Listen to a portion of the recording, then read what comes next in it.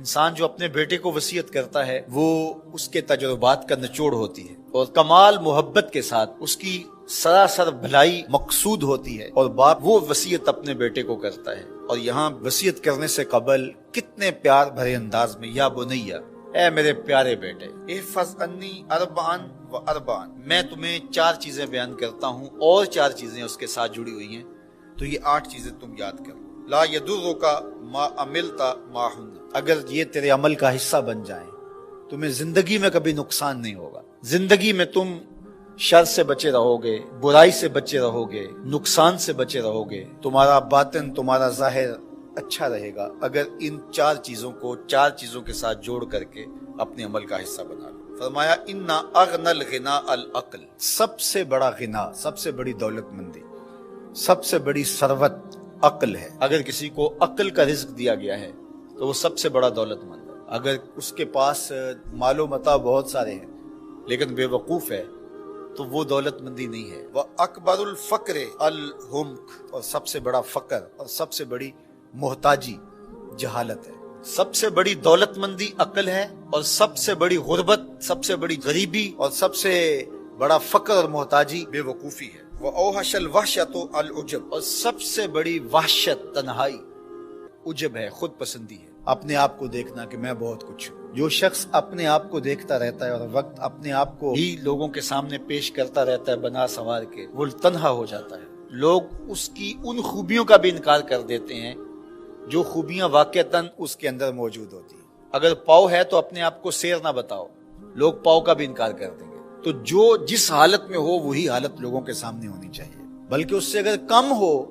شیخ Saadi نے ایک بڑی خوبصورت بات لکھی کہ تم برے ہو لوگ تجھے نیک سمجھیں یہ بری بات ہے، لیکن تم نیک ہو اور لوگ تجھے برا سمجھیں تو کوئی فرق نہیں پڑتا، تم اللہ کی نظر میں نیک ہو۔ اس لیے تم اگر سیر ہو اور لوگ تمہیں پاؤ سمجھے تو کوئی فرق نہیں پڑتا، لیکن اگر تم اپنے آپ کو پیش کر رہے ہو تو لوگ تمہاری اس حیثیت کا بھی انکار کر دیں گے جو تمہیں حاصل ہے۔ وَأَكْرَمُ الْحَسَبِ حُسْنُ الْخُلُقِ، سب سے اچھا جو حسب و نسب ہے وہ کیا ہے؟ میں فلاں ہوتا ہوں، میں فلاں ہوتا ہوں، میں فلاں کا بیٹا ہوں، فلاں قبیلے سے میرا تعلق ہے، میرا باپ بڑا امیر کبیر تھا۔ اپنا حسب نامہ اس طرح لوگ پیش کرتے ہیں، مجھے جانتے ہو کہ میں فلاں ابن فلاں ہوں۔ سیدنا علی المرتضیٰ فرماتے ہیں بہترین جو حسب ہے جو آپ پیش کرتے ہیں وہ کیا ہے؟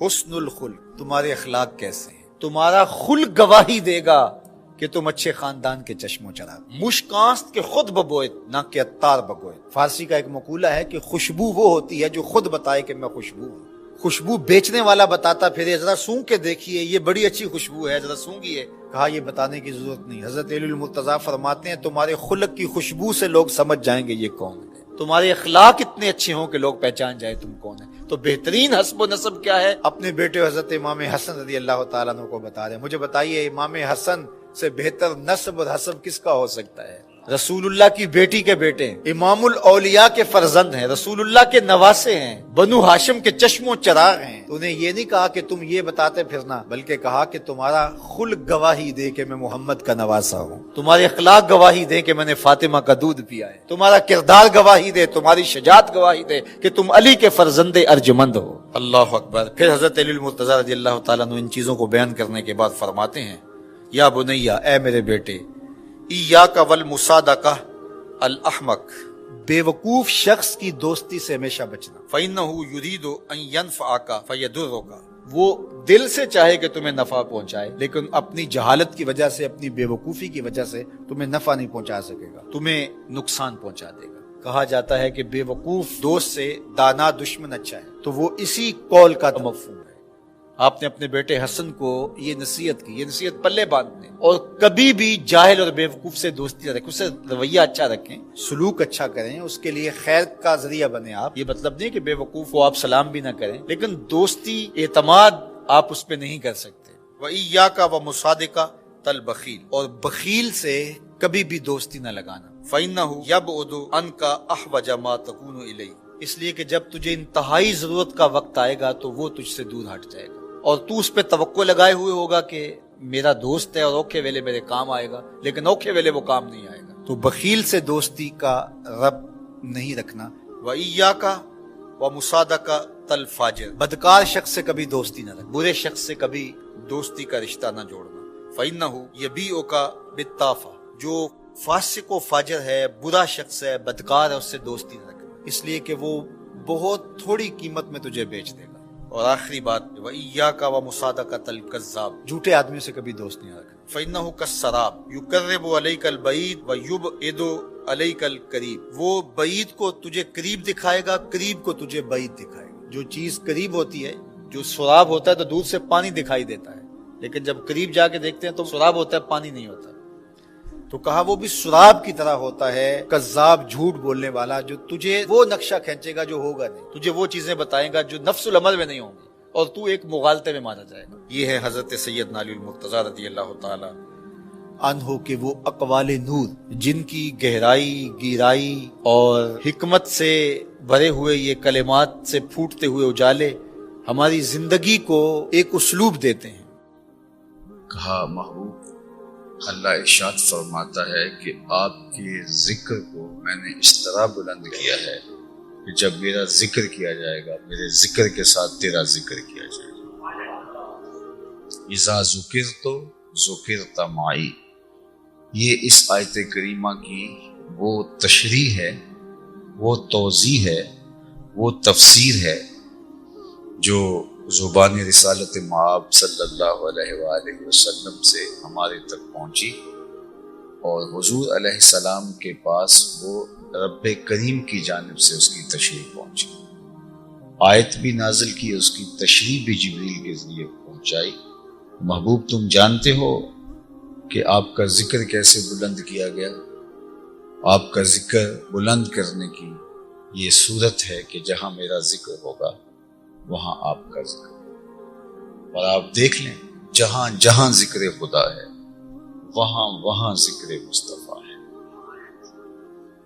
علماء نے لکھا کہ شہادتین میں جو ہم کلمہ طیبہ پڑھتے ہیں یا کلمہ شہادت پڑھتے ہیں، تو اس میں ذکر خدا کے متصل بعد ذکر مصطفیٰ ہے صلی اللہ علیہ وسلم، لا الہ الا اللہ محمد رسول، بلکہ جہاں لفظ اللہ کی ہا ختم ہو رہی ہے وہیں سے لفظ محمد کی میم شروع ہو رہی ہے۔ لا الہ الا اللہ ایک مکمل کامل جملہ ہے، محمد رسول اللہ ایک الگ مکمل کامل جملہ ہے، لیکن یہاں درمیان میں جیسے عربی میں عطف کی واو لائی جاتی ہے دو جملوں کے درمیان فاصلہ کرنے کے لیے، اور یہاں عطف کی واو بھی گوارا نہیں ہے۔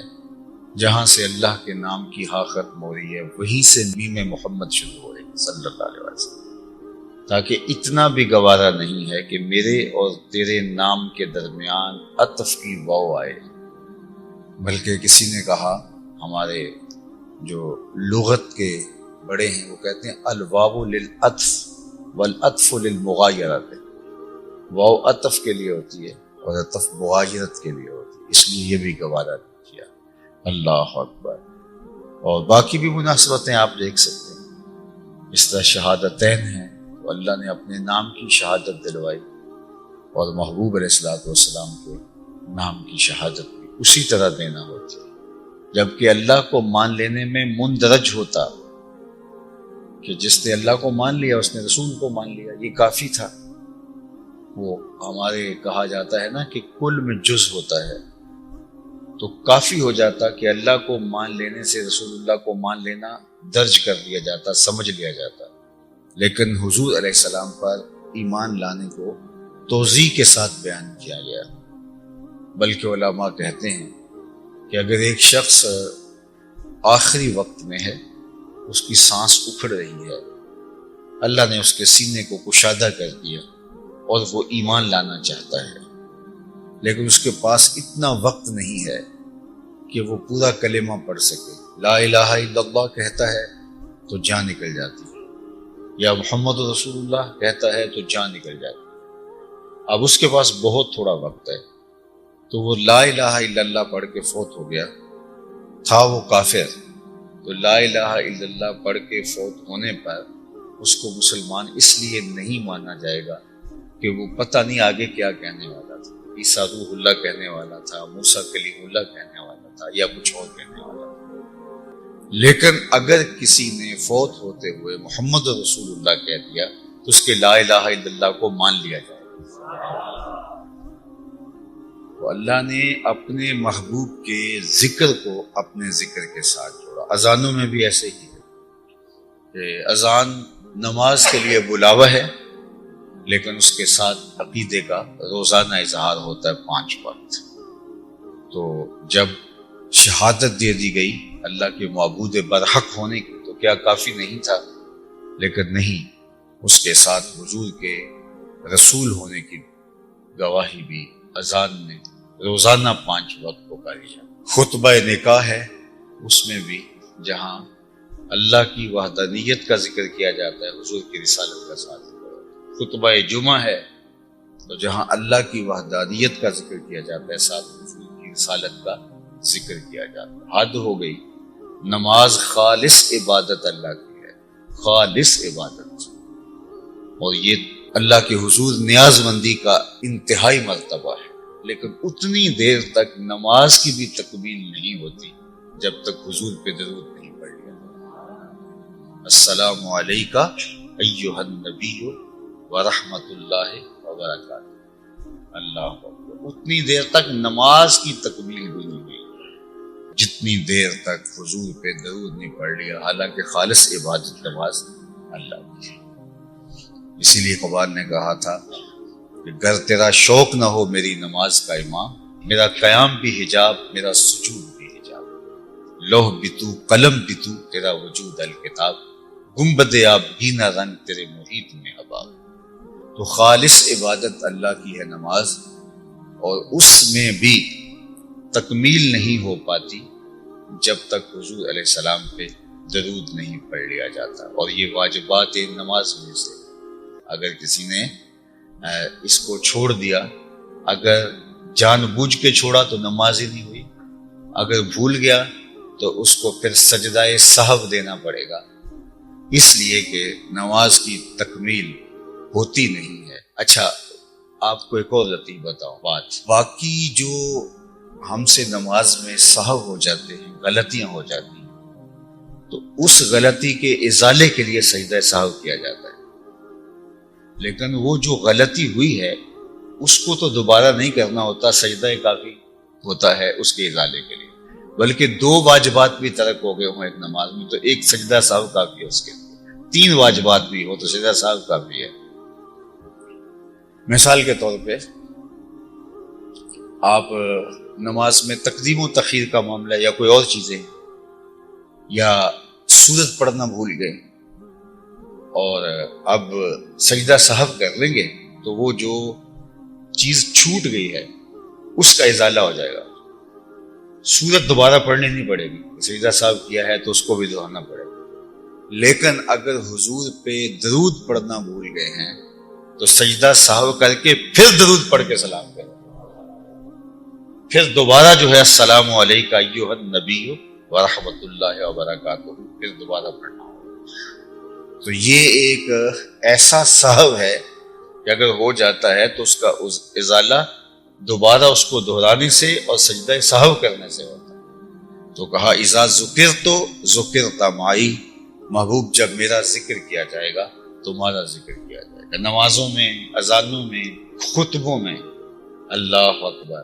ہر جگہ محبوب، وہ جس کا ذکر ہوتا ہے زمین و آسمانوں میں، فرشتوں کی دعاؤں میں، مؤذن کی اذان، یعنی کوئی جگہ ایسی نہیں ہے کہ جہاں ان کا ذکر نہ ہو، ان کا تذکرہ نہ ہو۔ تو فرمایا کہ ورفعنا لک ذکرک کا مفہوم یہ ہے کہ اذا ذکرت ذکرت معی، محبوب جہاں میرا ذکر ہوگا وہاں تیرا ذکر بھی ہوگا، اور یہ لازمہ ہے تیرے ذکر کی رفت کے ایک رنگ کا۔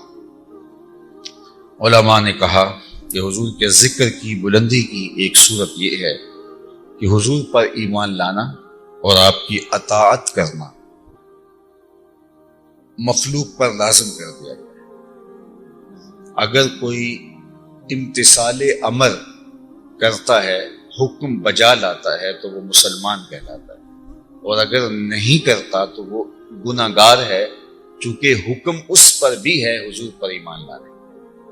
یہ بات ذہن میں رکھیے کہ پوری کائنات، چاہے وہ کافر ہیں، بت پرست ہیں، عیسائی ہیں، یہودی ہیں، حضور علیہ السلام کی امت دعوت ہے، اور جنہوں نے حضور کی دعوت کو قبول کر لیا وہ امت اجابت ہے۔ امت اجابت جنہوں نے قبول کر لیا، جنہوں نے اس دعوت کا جواب دیا، اور امت دعوت جن پر حضور علیہ السلام پر لازم ہے دعوت دینا، اور حضور نے دعوت دی۔ تو اس لیے کوئی یہ نہیں کہہ سکتا کہ یہ کوئی اختیاری امر ہے، تو میں جس نے مان لیا اس نے اچھا کیا، جس نے نہیں مان لیا کوئی فرق نہیں پڑتا۔ اس کو اس لیے کافر کیا ہے کہ اس نے حق کو پوشیدہ رکھا ہے، حق کو چھپایا ہے۔ اس لیے تمام لوگوں کے اوپر حضور علیہ السلام پہ اطاعت لانا، حضور علیہ السلام کی فرما برداری کرنا لازم اور ضروری ہے، اور اگر کوئی نہیں کر پا رہا تو وہ گنہگار ہے۔ اور یہ ہے اللہ کے محبوب کے ذکر کی رفعت، اور اللہ تعالیٰ اپنی اطاعت اور فرما برداری اور اطاعت مانتا نہیں ہے اگر وہ حضور علیہ السلام کی اطاعت سے نکل کر کے اللہ کی اطاعت کرنا چاہے۔ اللہ نے اپنی اطاعت کو حضور کی اطاعت قرار نہیں دیا، بلکہ حضور کی اطاعت کو اپنی اطاعت قرار دیا۔ ارشاد فرمایا کہ من یطع الرسول فقد اطاع اللہ، جس نے رسول کی اطاعت کی اس نے اللہ کی اطاعت کی، اس نے اللہ کی فرما برداری۔ تو رسول کریم صلی اللہ علیہ وآلہ وسلم کی اطاعت کے بغیر جو ہے وہ ایمان ہی نہیں ہے، ایمان کا نور ہی نصیب۔ اور دوسرا رہا ایمان، تو ایمان میں صرف مان لینا ہی کافی نہیں ہے، بلکہ حضور علیہ السلام کو ہر معاملے کے اندر اپنا حاکم اور اپنا فیصل، اپنا بڑا ماننا ضروری ہے۔ لا یؤمنون حتی یحکموک فیما شجر بینہم ثم لا یجدوا فی انفسہم حرجا مما قضیت ویسلموا تسلیما۔ واقعہ اس طرح ہوا کہ ایک فیصلے میں اللہ کے محبوب علیہ السلام کے پاس ایک یہودی آیا اور ایک نام نہاد مسلمان منافق آیا، اور انہوں نے حضور سے فیصلہ چاہا۔ حضور نے دونوں کی بات سنی تو یہودی حق پہ تھا، تو آقا کریم نے اس کے حق میں فیصلہ دے دیا۔ تو وہ یہودی کہنے لگا کہ میں مطمئن ہوں، ظاہر ہے وہ فیصلہ اس کے حق میں ہوا تو اب اس کی تنفیذ ہونی چاہیے۔ لیکن وہ نام نہاد مسلمان کو، جو منافق تھا اور دور رسالت مآب میں موجود تھا، حضور کی مجلسوں میں بھی جایا کرتا تھا، اس نے کہا کہ میں تو اس کا فیصلہ حضرت عمر سے کرواؤں گا۔ تو اس یہودی نے کہا کوئی بات نہیں، جب میں میرٹ پہ ہوں تو جہاں مرضی لے جاؤں۔ تو حضرت عمر کے پاس چلے گئے، اور جا کے اس نے، کیونکہ وہ منافق جانتا تھا کہ حضرت عمر مسلمانوں کے حق میں بہت نرم ہیں اور کفار کے حق میں ان کی طبیعت میں سختی ہے، جب اتنا سنیں گے کہ یہ یہودی ہے اور میں مسلمان ہوں تو شاید میرے حق میں ان کا روح سخن ہو۔ لیکن بات تو میرٹ کی ہے، چاہے کوئی سخت ہو اپنی جگہ پہ، لیکن جو اصول ہیں ان سے تو انحراف کوئی نہیں کر پاتا۔ لیکن خیر اس کی ایک اندر کی کجی تھی، تو یہودی نے کہا چلو چلتے ہیں۔ حضرت عمر کے پاس گئے، اس نے جا کے کہا جی میں مسلمان ہوں اور یہ یہودی ہے اور ہمارا یہ تنازع ہے، تو آپ فیصلہ فرما دیجیے۔ ایسے ایسے اس نے ساری بات سنا، یہودی خاموش کھڑا رہا۔ تو حضرت عمر نے کہا کہ تم بھی تو کچھ بولو، تم بتاؤ کیا مسئلہ ہے۔ اس نے کہا میرا مسئلہ صرف اتنا ہے کہ اس مقدمے کا فیصلہ آپ کے رسول میرے حق میں فرما چکے۔ حضرت عمر نے اس کی جانب دیکھا اور کہا یہ درست کہہ رہے؟ کہا ہاں، لیکن میں آپ کے پاس آیا۔ حضرت عمر نے کہا رکو، میں اس کا فیصلہ بھی کرتا ہوں۔ اندر گئے، واپس آئے تو تلوار بھی ہاتھ میں تھی، اور آپ نے اس کے سر کو کاٹتے ہوئے کہا ہاکذا اقضی لمن لم یرض بقضاء اللہ ورسولہ، جو اللہ اور اس کے رسول کے فیصلے کو نہیں مانتا، عمر کی تلوار اس کا فیصلہ ایسے ہی کر، اور اس منافق کی گردن کاٹ دی۔ شور مچ گیا مدینے میں، ماں ورائے عدالت قتل ہو گیا ہے اور ایک مسلمان کو مار دیا ہے۔ لوگ باقاعدہ احتجاجی جلوس لے کے حضور کی بارگاہ میں آئے کہ عمر نے ایک کلمہ گو کو قتل کر دیا ہے۔ تو نبی رحمت صلی اللہ علیہ وسلم نے فرمایا عمر کو بھی تو بلاؤ تاکہ معاملہ پوچھے ہوا کیا۔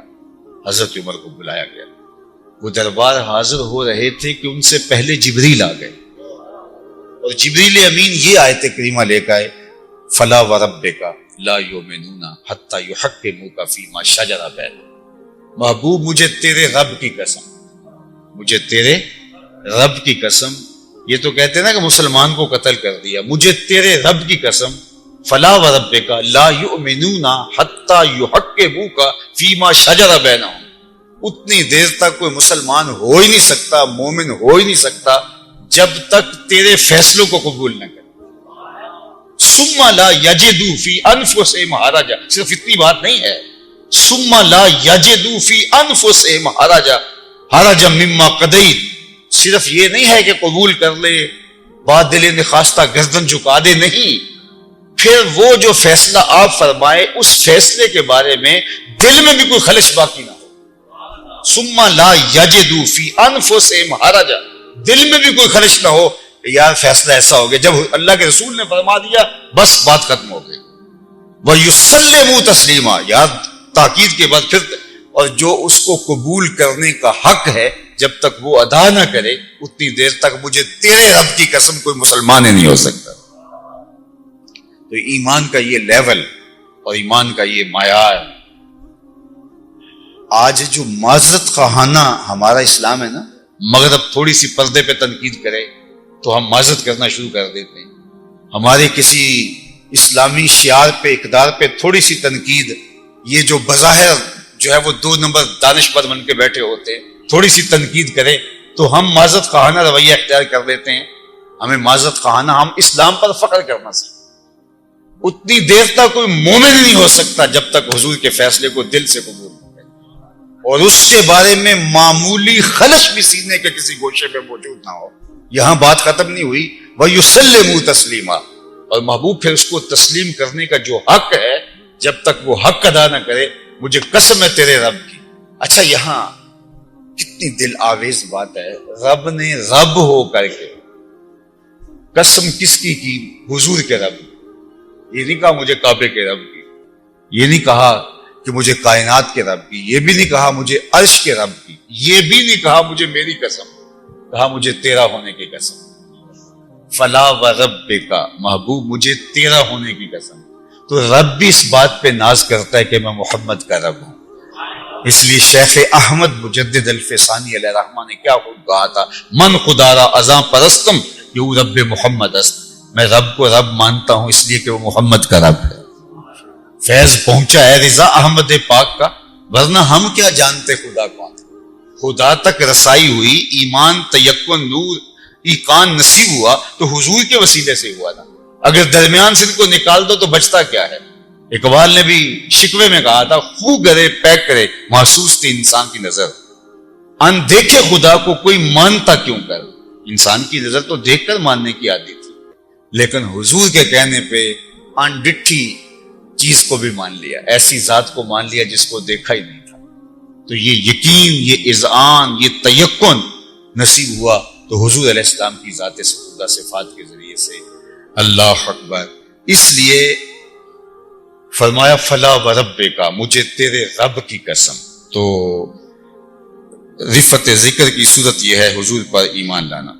رفت ذکر کی ایک صورت یہ ہے کہ اللہ تعالیٰ جل شانہ نے اپنے محبوب علیہ السلام کو فتوحات کثیرہ عطا فرمائیں اور حضور علیہ السلام کے دین کو پورے ادیان کے اوپر غالب فرمایا اور حضور کے دین کو دین فطرت بنایا، اور حضور کا دین پھیلتا چلا جائے گا اور یہ فطرتی دین کبھی بھی سکڑے گا نہیں، بلکہ اس کے انوار پھیلتے چلے جائیں حتیٰ کہ وہ وقت آئے گا کہ پوری دنیا کے اوپر حضور کے دین کا جھنڈا لہرا رہا ہوگا.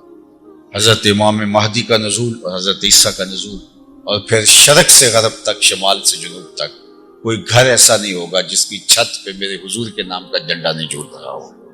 تو مایا مٹی، گارے اور پتھر سے بنا ہوا کوئی مکان، اون اور چمڑے کا بنا ہوا کوئی خیمہ باقی نہیں رہے گا جس میں کلمۃ الاسلام داخل نہیں. تو یہ حضور علیہ السلام کے ذکر کی رفت کا انداز ہے اور حضور کی ذکر کی رفت کا رنگ اور آہنگ ہے. اللہ اکبر.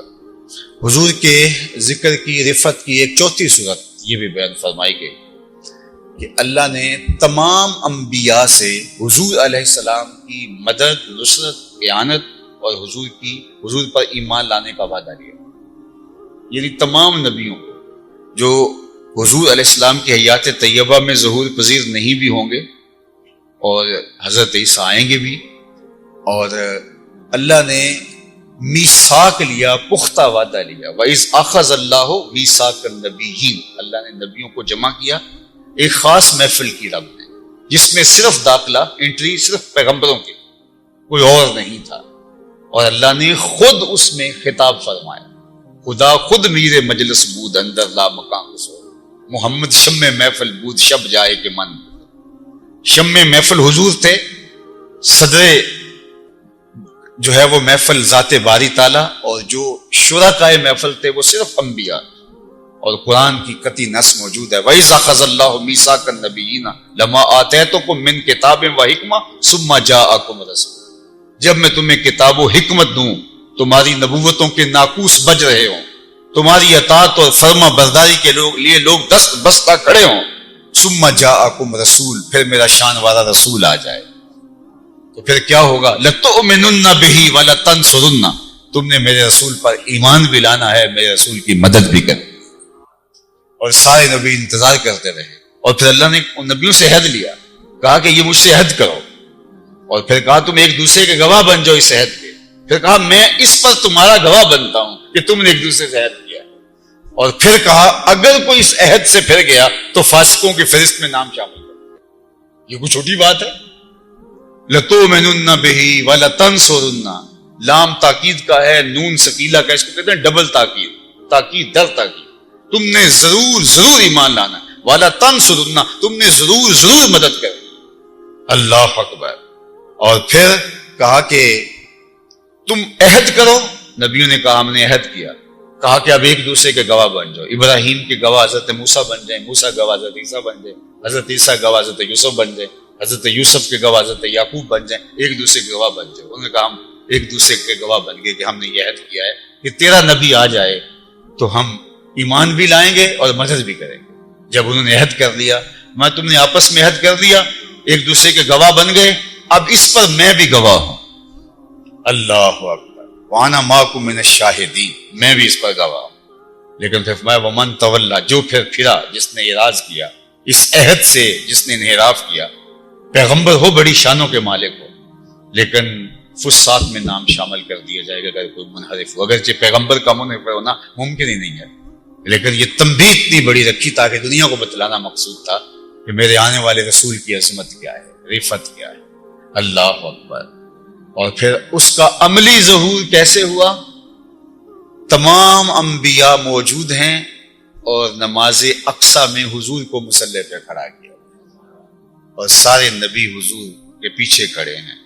تو اللہ نے اپنے محبوب کو وہ عظمتیں اور رفت عطا فرمائی. تو علماء تفسیر نے لکھا کہ حضور کی شان کی رفت کا ایک رنگ اور آہن یہ بھی ہے کہ انبیاء علیہ السلام کو حضور علیہ السلام پر ایمان لانے کی تاکید فرمائی گئی، حضور علیہ السلام کی نصرت و اعانت کی تاکید فرمائی گئی.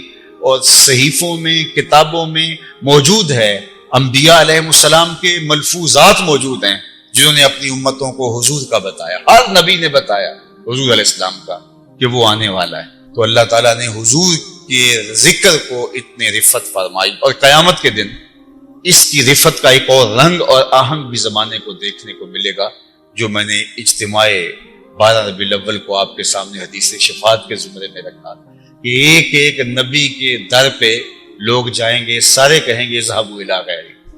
تو اللہ سیدھا ہی حضور کے دروازے پر نبیوں کو پہنچا دیتا، لیکن سب ایک ایک کے در پہ نبی جائیں گے اور وہ سب کہیں گے اذهبوا الی غیری، اذهبوا الی غیری. اور پھر حضور آئیں گے تو پھر پتہ چلے گا حضور کی شان کیا ہے، اور اللہ کے نزدیک حضور کے ان سجدوں کی کیسے لاج نبھائی جاتی ہے.